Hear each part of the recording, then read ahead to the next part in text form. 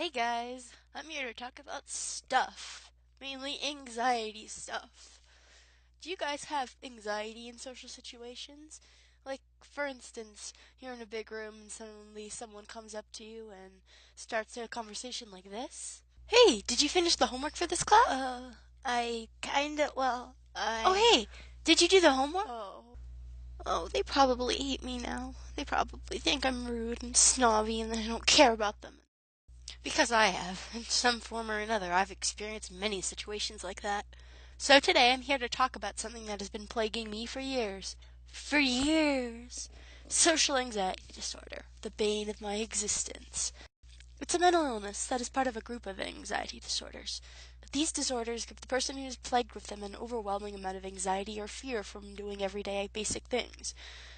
But these disorders are not all the same. But I'm here to talk about social anxiety disorder and not other anxiety disorders. So let's talk about it. I've been relatively shy for as long as I could remember. Even as a little elementary schooler, I tended to be quite shy and had a close-knit group of friends.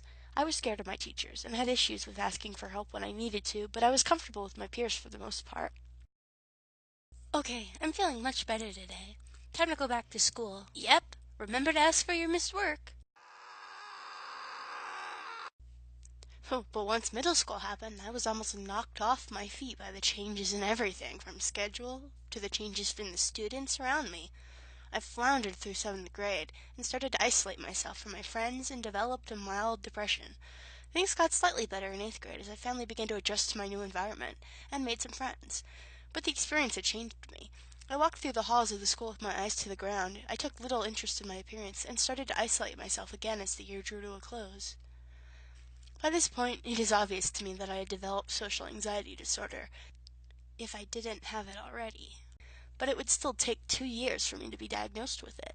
Over 15 million American adults have this disorder, and the typical age of onset is 13 years old. So I fit the bill perfectly.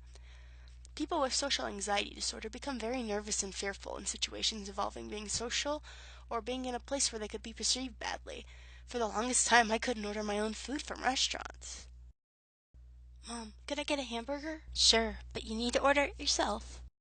Um, could could I get the hamburger without onions, please? Could you repeat yourself? I didn't hear. Hamburger, please? No onions. Okay, so a hamburger with onions. Got it. This disorder tends to make people very self-conscious of their appearance or of their actions, and many tend to have low self-esteem.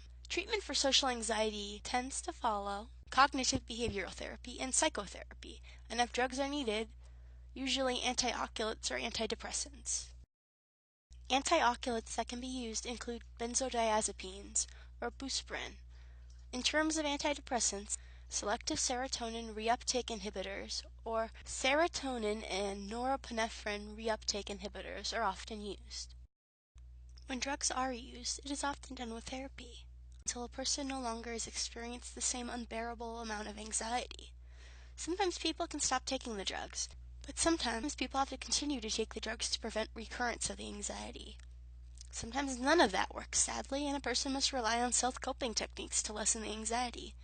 These can be from breathing techniques to just positive corrective thinking.